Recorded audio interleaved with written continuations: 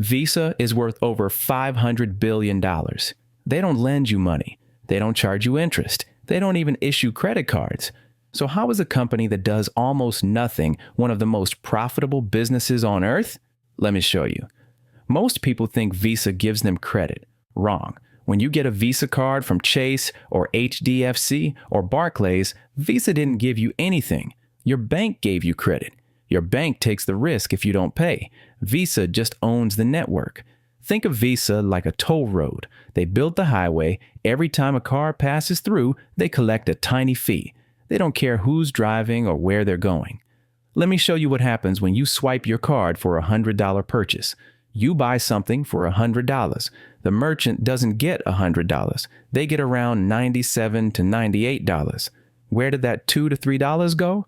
About 1.5 to 2% goes to your bank, the one who issued your card. About 0.3% goes to the merchant's bank, and 0.1 to 0.2% goes to Visa. Wait, Visa only gets 0.2%? That's nothing. Here's the trick. Visa processes over 200 billion transactions per year. Even at fractions of a percent, 200 billion times even 10 cents average equals over $20 billion in revenue. For doing what?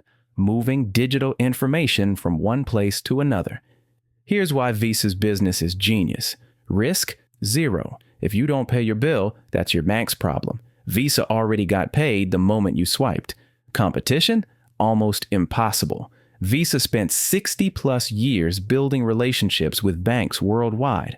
A new company can't just start a payment network. Every merchant wants to accept Visa because customers have Visa cards.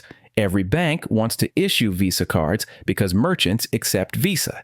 This is called a network effect, and once you have it, you're almost untouchable. Let's talk about profit margins. Apple has about 25% profit margin. Google has about 22% profit margin. Visa has about 50% profit margin.